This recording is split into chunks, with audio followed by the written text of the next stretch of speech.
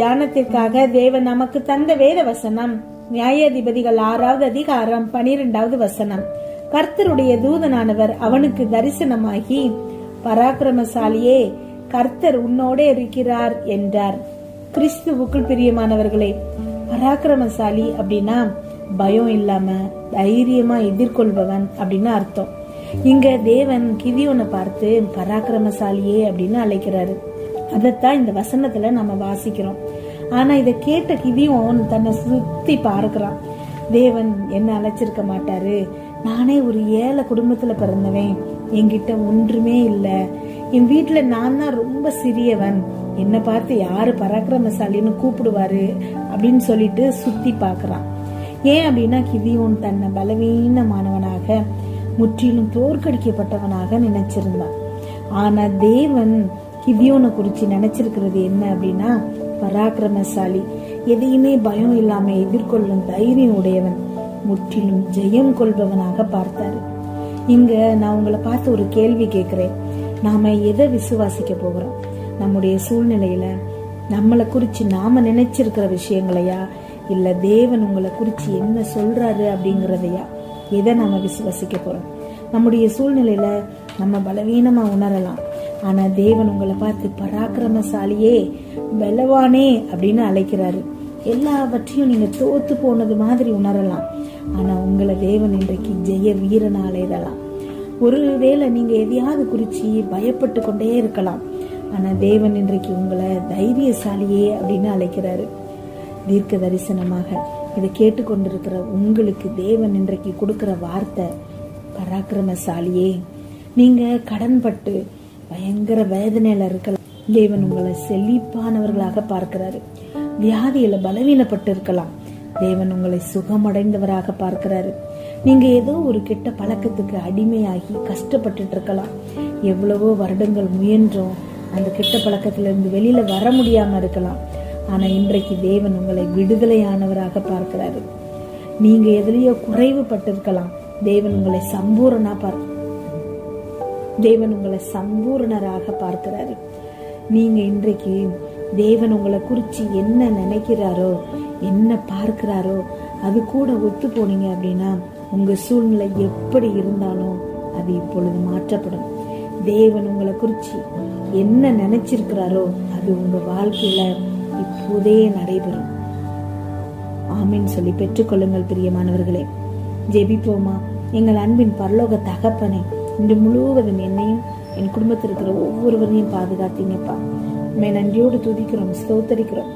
இந்த இரவு வேளையில் எங்களுக்காக நீங்க தந்த வசனத்திற்கு நன்றி ஏசப்பா. எங்களோடு பேசியிருக்கீங்க அப்பா. என்னோடு ஜெபித்து கொண்டிருக்கிற ஒவ்வொரு பிள்ளைகளையும் உங்க கரத்துல கொடுக்கிறேன்ப்பா. அந்த பிள்ளைங்க போகும்போதும் வரும்போதும் ஆசீர்வதிங்க. அவங்க இருதயத்தின் வாஞ்சைகள் எல்லாத்தையும் நிறைவேற்றுங்க ஏசப்பா. என்னென்ன காரியங்களுக்காக இப்பொழுது ஜெபிச்சிருக்காங்களோ அதுல எல்லாம் அவர்களுக்கு ஒரு வெற்றியை கொடுங்க ஏசப்பா. அம்மேன் ஸ்தோத்திர ஏசப்பா. எங்களை குறிச்சு நீங்க வைத்திருக்கிற பார்வை எங்க கண்களுக்கு இன்றைக்கு புலப்பட்டிருக்குப்பா. அதுக்காக உமக்கு நன்றியப்பா. ஸ்தோத்திர ஏசப்பா. எங்க சூழ்நிலைகள் எப்படி இருந்தாலும் அது எங்களுக்கு ஒரு பொருட்டல்ல. எவ்வளவு பெரிய இக்கட்டுல நாங்க இருந்தாலும் எங்களுக்கு பயமே இல்லை. ஏன் அப்படின்னா கிதியோன் கூட நீங்க இருக்கும்போது அவன் பராக்கிரமசாலியானான்பா. அம்மேன். தைரியமே இல்லாத ஒருவனை பார்த்து பராக்கிரமசாலியேன்னு நீங்க கூப்பிட்டு நான் உன்னோடு இருக்கிறேன்னு சொன்னீங்க ஏசப்பா. கிதியோன் பயங்கர பலவானாக மாற்றப்பட்டான்.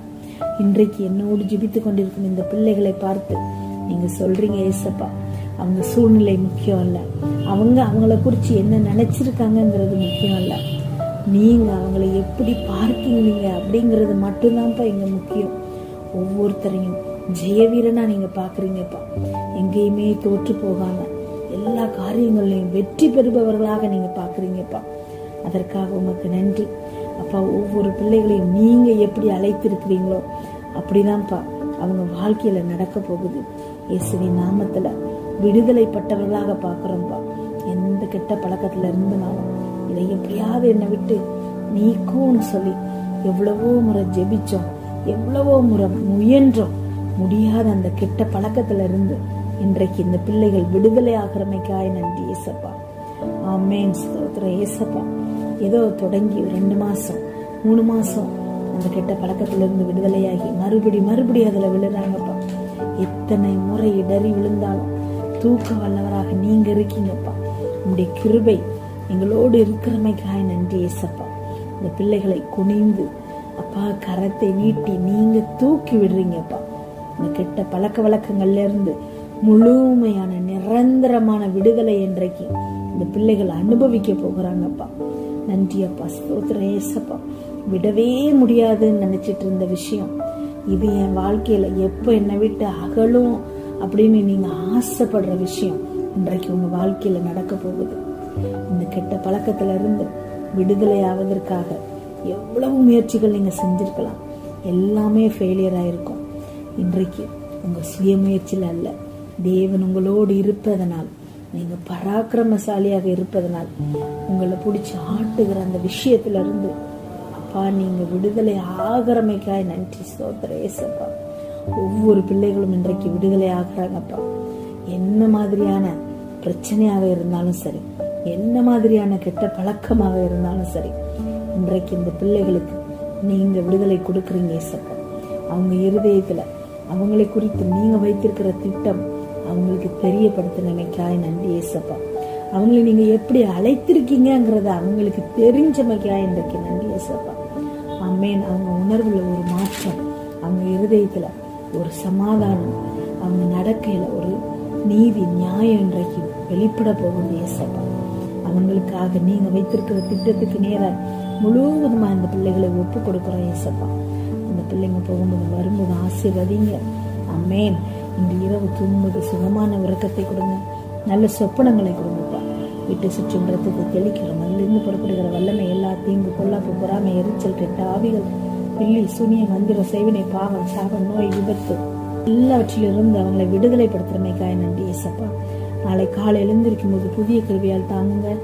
என்னோடு ஜெபித்து கொண்டிருக்கும் ஒவ்வொரு பிள்ளைகளின் இருதயத்தையும் அப்பா அவங்களுடைய சமாதானத்தினாலும் கிருபையாலும் நீங்க நிரப்புறீங்கப்பா. அதுக்காக நன்றி.